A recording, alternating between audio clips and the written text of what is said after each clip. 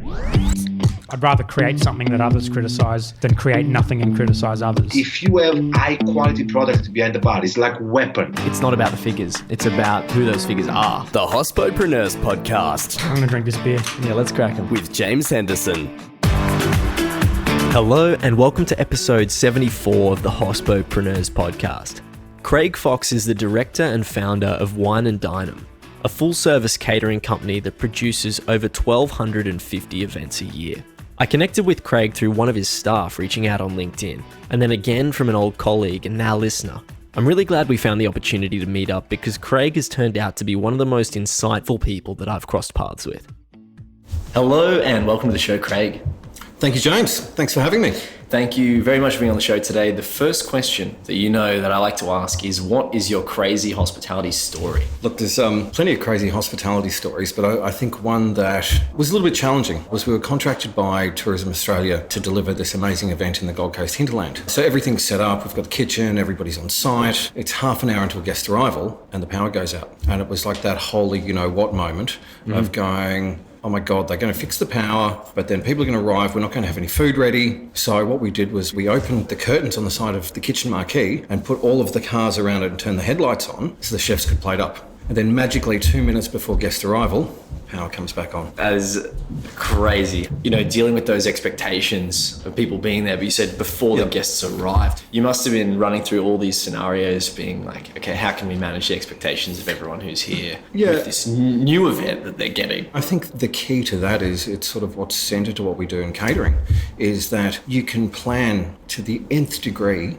but then as soon as there's human interaction, it can all go south. So it's really about, I guess, kind of planning for the worst, but also being able to think on your feet. And, you know, the people we have, they're very good at thinking on their feet. So you bring up thinking on your feet. Is that a factor that you attribute to a lot of success in this industry? Yeah, I think so, because, you know, essentially what we do as caterers is we're picking up whether it's a restaurant or a bar and we're delivering it to anywhere. So when you're used to working in hospitality and you're behind a bar and you know that the ice is there, or if I need more glasses, they're there, you're actually setting that up in each location. So that flexibility is key. And so I think that was one of the reasons we started the company, was we were being a lot more flexible and actually spending that time understanding what the client was wanting, if that makes sense. I've mentioned this concept before around customer centricity. Yep. And it's something that really seems to ring through a lot more in hospitality than I've seen in any other industry. But it is something that really permeates all business, is putting the customer first, that the customer is always right. And some people disagree a lot on that concept too, but if you've brought it up, having that customer-centric model around what you do, it must be something that has really been at the forefront of your mind as you've built things. It's the key to what we do, I put it down as translation. So it's about being able to talk to a client and really find out what their expectations are and what their vision is. Because it's more than just serving canapes or serving a plated meal and delivering drinks. It's about that whole experience. So the event coordination, that's their first port of call. You know, to be able to get into people's head and say, what do you like, what don't you like, and then plan the event from there. And it's all about the customer. How do you draw out of someone's mind what it is that they want? Look, it's very difficult, but, you know, we've spent a lot of time looking at personality types and understanding when you're talking to somebody who's very time poor, they don't want a big chat, they just want some things to make decisions on. Asking questions like, okay, what was your last experience? What did you like? What didn't you like? What would you like to see? And then formulating that within the idea of what the event is.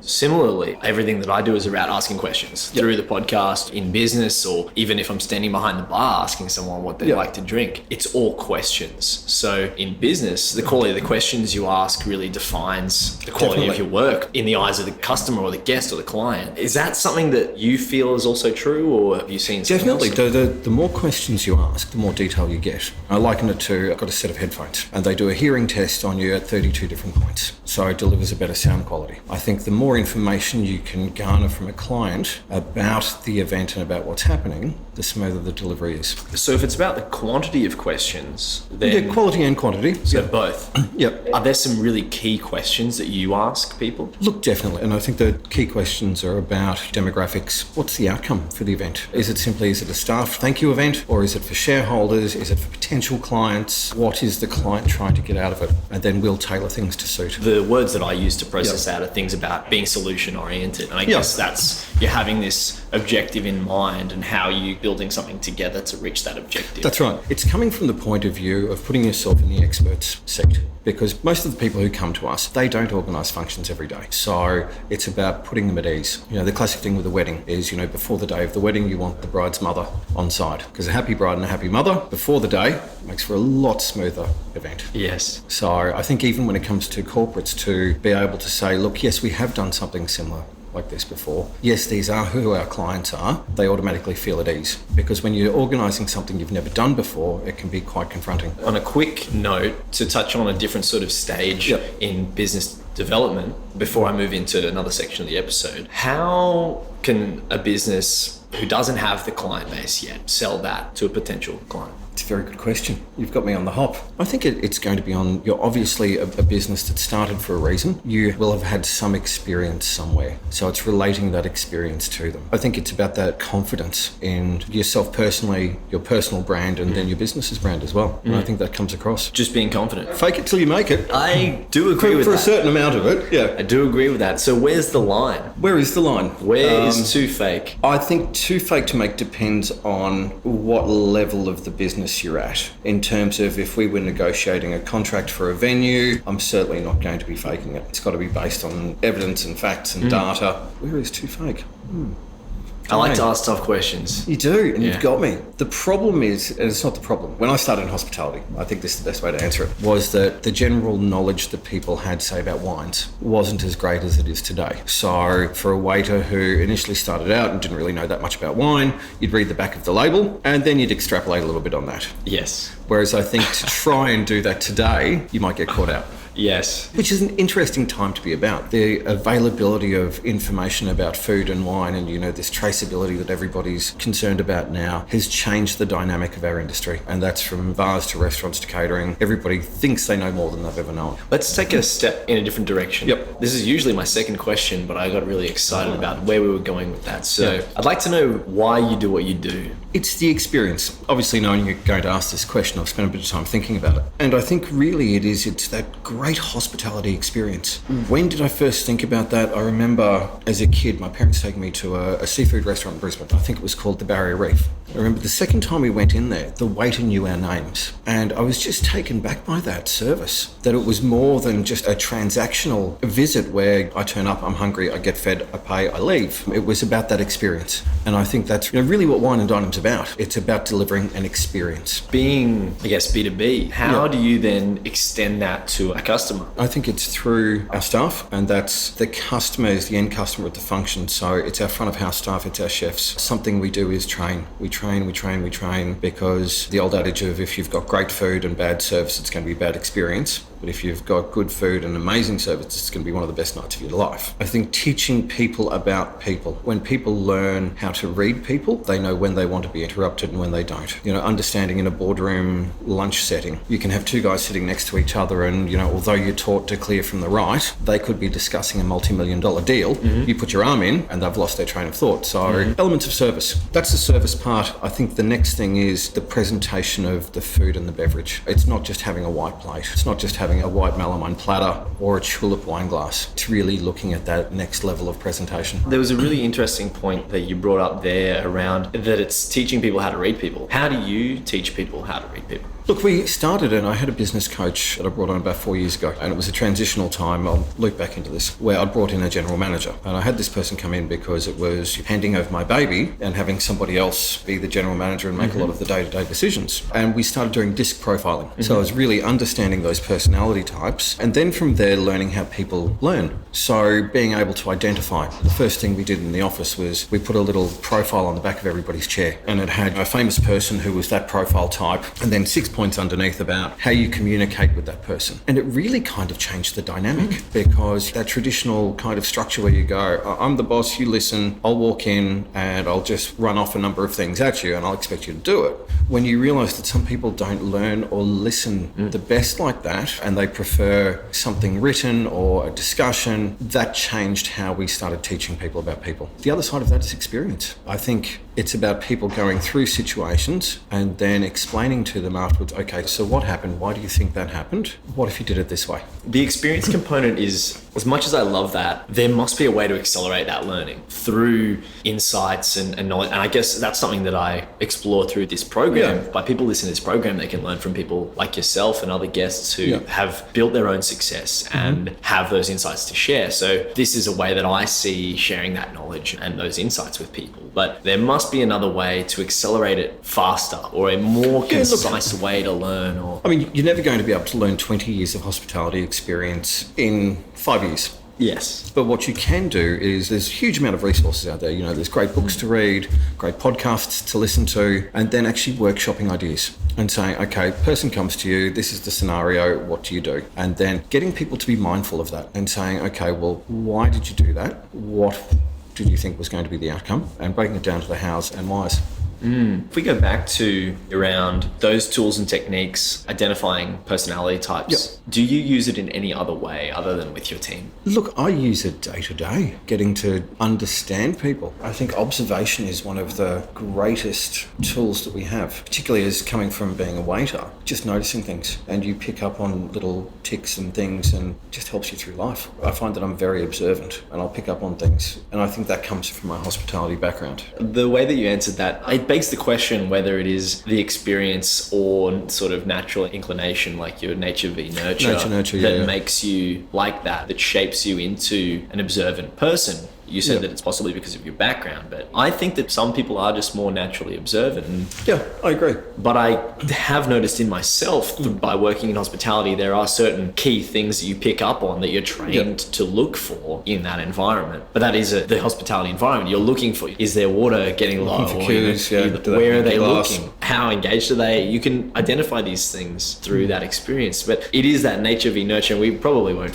we definitely won't find an answer. There isn't an answer to nature v nurture. So I think I'm going to progress to another question, actually. Right. I'd like to know. I thought you could put me on the spot there. So that we don't sit on that one for too long. I'd like to know what you consider to be key drivers of success in the catering business. Broad question, James. Key drivers of success. The biggest driver for me is it's the thank you at the end of the night from the client. For me personally, that's what's always driven me. When we started the business, yes, you go into business to make money, that's always something that is part of business. But for me, the greatest thing is somebody who turns around and says, thank you, that was amazing. You go above and beyond. Another one of the drivers of success is loyalty, return custom. I think recognition of your product or service. I have some clients that I've had for 15 years. The nature of a transactional economy is that people will talk about price. So what will happen is at some point, a client you've had for 8 years, they will say, look, I'm actually going to go and use somebody else. I actually encourage people to do that because I believe you don't know what you can have until you've had it. And more often than not, that client will come back to us later. That for me is a measure of success in catering. It's interesting. When I asked the question, I meant it in a way around what you do to drive that success. But in answering that question, you answered it from a feedback perspective, which actually then it answered the question anyway, which is an interesting. The other side of it when you break it down and you look at how do I drive that success in my people is sitting with them and talking through the process and saying, well, okay, we quoted this job, we didn't get this job. Why do you think? Looking at a lot of data and saying, well, okay, maybe it was the pricing, maybe it was we didn't actually hear what they wanted well enough. Training. That's the answer. The end of the question as well, you brought up an idea that I summarize as indifference. So being comfortable with someone going away, doing their research, doing their own thing, and you come from a position of confidence and you accept their ability to roam free and come back. Look, it's always disappointing because, you can have the client that every January you've delivered this $50,000, $60,000, $70,000 event for, and then one day they say, look, I'm actually going to go with someone else. You take it quite personally, but then it's not about the indifference, it's about that confidence in your brand to know that they've worked with us for that long because of who we are and how we do it. I always like to see competitors do well because it's a very small industry in Brisbane and in Queensland. On that, how else do you deal with competitors? I actually talked to a couple of my competitors. There's probably 4 or 5 bigger catering companies in Brisbane. We found ourselves, there were 3 of us at an event about 2 months ago, and we actually had the greatest time because we talked about the same issues that we all face. We talked about difficult staff, difficult clients, difficult venues. I think respectfully of competition. I'm not arrogant enough to say that we want everything. There is enough business for everyone. You do keep mindful of what your competitors are doing, but my chef says, we need to stick in our own lane. That's fine, acknowledge what they're doing, but don't be distracted by it. Choose your path and stick to it.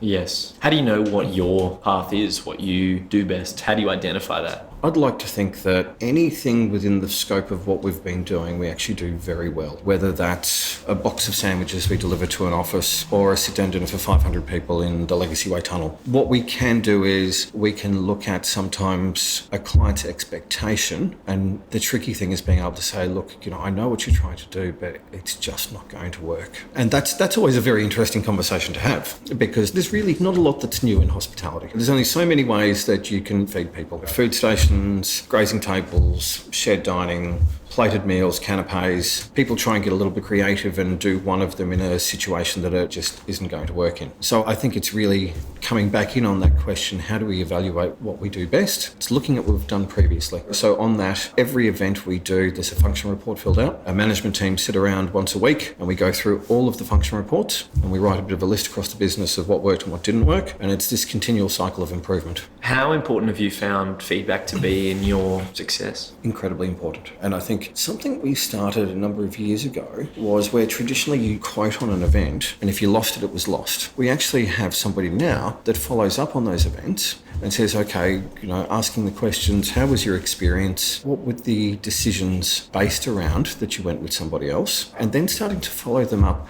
after the event, even though we didn't do it, and it's becoming front of mind. Feedback it's crucial, and having customers that will give you honest feedback. And sometimes you have to sift through the feedback because some of it there can be something that'll happen at the beginning of the night and it'll snowball, and there'll be somebody that'll say it was the greatest disaster ever. But when you sift through and you look at the process and the procedure and the experience, you get great learnings out of it. Fantastic. Craig, I'd like to know what you're learning about or exploring at the moment. I'm reading a great book about habits. And I think although it was given to me so I could start looking at how we can change some habits internally in the business, I started reflecting on it personally. I think now that the business has gotten to a point where it's 20 years old, I've become more and more interested in the business of business, looking at how I can make our people better. Not saying that they're not great, but how they can learn and they can progress. So that habit changing has been really powerful. The business of business and habits. I have also read that habits can take 30 or so days. Is this something that you've found in the book, 30 days to change? Yes, somewhere 21, 27, 30, I think, depending on which text you read. Craig, I'd like to know where you're innovating.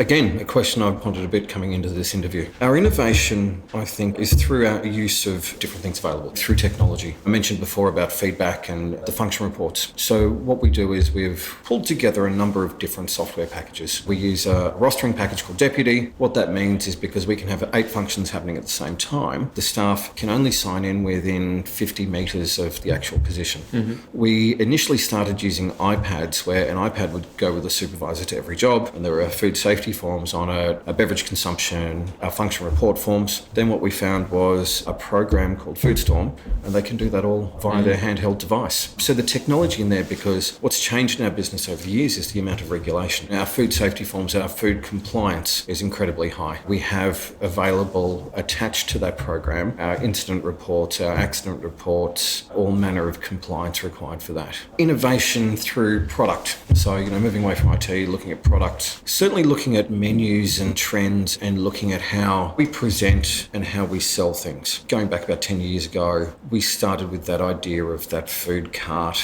kind of food station. Funnily, just off to the side, I had somebody the other day said to me, they said, Craig, do you do grazing tables? And I stopped and I thought, we've actually been doing them for 20-something years. It's just that of recent that they've become trendy. That innovation comes back to how we present our food. So plateware, cutlery, glassware, platters. We have an innovation meeting once a month within the business. And it's sort of, we all sit around this table and everybody just throws ideas on the table. How about we do this? How about we do that? The beautiful thing about a business like this is that we have a lot of younger, fresher eyes. The nature of the casual workforce in hospitality is most of them are quite young. So you get these these people coming in, and I really empower people to question and say, okay, why do we do it this way? If somebody has an idea on how we can do something better, let's do it. There's always that great story about Toyota. I went to the Toyota factory many years ago, and they have this conveyor belt that moves with the cars. And it was actually one of their employees said, why don't we keep us stationary and the cars move through us? And apparently it saved Toyota millions. So I think that concept of bringing everybody into that innovation conversation is so important. Those insights can come from anywhere, and they should come from everywhere, because having a top-down approach misses a lot of the finer details that come from the people on the bottom who are doing the groundwork. And I've definitely noticed that managing my own team, even if there aren't many layers of management, can still find that there are things people can be doing and they're frustrated about a system or a process and not say anything unless you ask them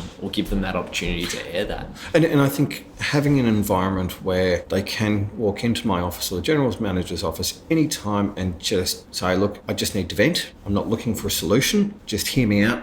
That can come up with some of the best ideas. And we've just gone through a process where when I was a casual waiter, the standard was we could carry 4 plates. The reality is today is that a lot of staff can't. Plates have gotten bigger. So we've just been working with a metal fabrication company who are next door to us, fabricating like a plate carrier so that one person can carry out 5 plates. What that means for us is it means that we can deliver a sit-down dinner for 300 or 400 people with fewer staff and faster. That innovation's amazing. That's fantastic. I like the idea of that. I won't get carried away with that one because it's making me think about all sorts of other things. But instead, I'd like to progress to another question. I'd like to know what you think's coming next. The trend question. What's coming next? A lot of the catering industry, you look at weddings, for example, there's a lot of things that are what's trendy. You know, it's been the timber tables or the boho wedding or shabby chic or whatever those things are. What's next? I think what will never go out of fashion is service. What's next is a move towards single item menus, if that makes sense. So think about you go to a hawker's market and you want dumpling, you go to the dumpling guy. Do you want pancakes, you go to the pancake guy. So that kind of in food is going to be more about the simplicity. I think combined with that, it's about this whole idea of the genesis of the product, traceability, where did it come from, who grew it. I think that's really incredibly important because we have to a certain extent become quite disconnected from it. Thomas Keller talks about how he takes his chefs and he takes them out to a farm and they actually hunt ducks and they dress the duck. And he says, unless you're in contact with where it comes from, you don't know how to cook it properly. Having said that, I'm not about to take all the guys in the kitchen shooting. Next, in a business sense for us, is expanding our sustainability platform, looking into things right now about a composting machine. Something that I found quite alarming is the amount of waste. This year, we have a Norwegian water system where we actually bottle our still and sparkling water here. What it does is goes through 3-filter process. The water comes out beautiful, but it stops, based on last year, 8,000 glass bottles from going into recycling and potentially not being recycled. We started with our green waste out of the kitchen. One of my event managers has started a charity called the Mini Farm Project, and essentially being a catering company at the higher end, we're serving these amazing meals to amazing people in amazing places, but food it's a universal right. So what happens is we started with all the green waste would get composted. Now we support the Mini Farm Project, and what they do is they grow food for homeless people. So I think that big thing that I'd really like to push is us getting back in touch with our communities. Teaching the kids at school how to grow, teaching them about seasonality, ensuring a future for our staff in hospitality so that somebody can do what a lot of the older hospitality guys who own businesses and girls know, that they can progress from washing dishes to running a business. I like there that we've also gone from a question around what's innovating in the industry to what's coming next for you too, which is another one of my questions. So now that we're getting to the latter end of the episode, I'd like to ask a couple more questions. One is, what's your biggest challenge right now? There's two. Two of our biggest challenges are government regulation and the training of staff, qualified staff. We have across the catering business, just as an example, we have 29 different pay rates in a week. Just the HR component behind that and managing that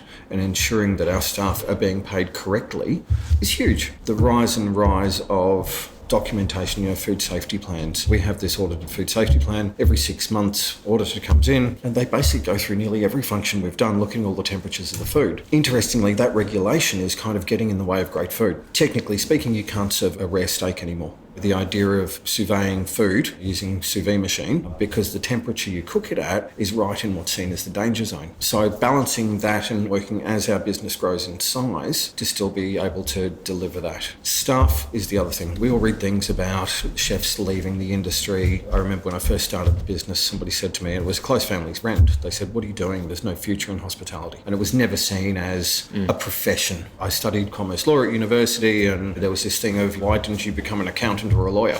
I'm a caterer, I'm having a great time. So I think it's providing a pathway for people. We've just had in the business, one of our chefs, I had basically said, look, I'm kind of done being a chef. I see you've advertised for an event manager. And so we've transitioned him into the event management side of the business. So providing that pathway and that training so that our logistics guys can become front of house, who can become event managers, that can become operations managers. I think that's the real responsibility we have, is providing for that next generation of staff. The very last question I have is much easier. Who would you like to hear on the show next? Justin Hems, I think, would be a fascinating person to talk to. You look at what Maryvale Group have done, and that it's so very different each of their venues. Yeah, I think Justin Hems. Next time you're in Sydney. Beautiful. Thank you very much for being on the show today, Craig. It's been amazing having you on. James, thank you. I've appreciated the opportunity. Anytime. The show today was produced by the in-house audio team at Hospopreneurs, led by Jake Olver. Voiceovers were by Angus Brennan. To learn more, head to hospopreneurs.com.